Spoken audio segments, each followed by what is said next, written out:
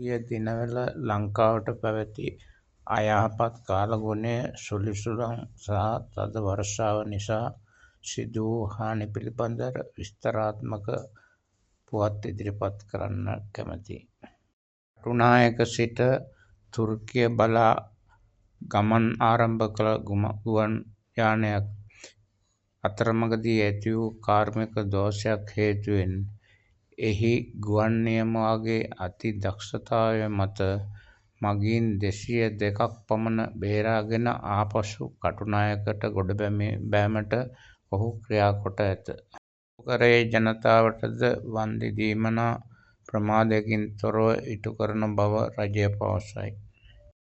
ආපදා තත්ත්වය හේතු කොටගෙන සේවයට නොපැමිණි සියලුම රජයේ සේවකයන්ට විශේෂ නිවාඩු අනුමත කර ඇත. ධූලි කුණාටුව සහ අධික වර්ෂාව හේතුවෙන් රාජ්‍ය ආයතනවලට සිදු වූ පාඩුව බිලියන් ගණනකි. ගොවීන්ගේ වගා හානි සඳහා රුපියල් කෝටි 60ක මුදලක් ගොවි ගිණුම්වලට දැනටමත් තැන්පත් කොට අවසාන බව පවසයි. ඔබ සැමට ආයු බොහෝ වේවා.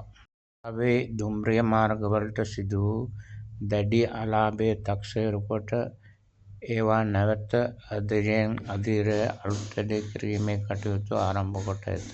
රුපියල් බිලියන 500ක ඇස්තමේන්තුවක් අනුමත කර ගැනීම සඳහා ශ්‍රී ලංකා පාර්ලිමේන්තුව 18 සහ 19 රැස්විය. ශ්‍රී ලංකාව යළි ගොඩනැගීම සඳහා ජාත්‍යන්තර ආධාර සමුළුවක් කැඳවීමට නුදුරේදීම බලාපොරොත්තු වෙයි. නවතම පුවත්පත් පසුවිපරම්. දිට්වා සුළි කුණාටුව නිසා මවුපියන් අහිමි වූ දරුවන් සංඛ්‍යාව 73ක් බව වාර්තා වෙයි. දුම්රිය මාර්ගයට සිදු වූ දැඩි අලාභ හානි නිසා මහනුවර කරා දුම්රියක් ගමන් කිරීමට අවුරුද්දක් පමණ යනු ඇතැයි අපේක්ෂා කෙරේ. අනාථ වූ පවුල් වෙනුවෙන් නිවාස යෝජනා ක්‍රම ආරම්භ කිරීමට යයි.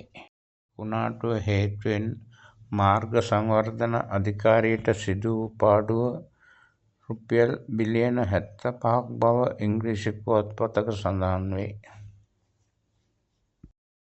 ගැබිණි මව්වරුන් සඳහා රුපියල් 5000ක දීමනාවක් දීම සඳහා රජය අනුමත කොට ඇත.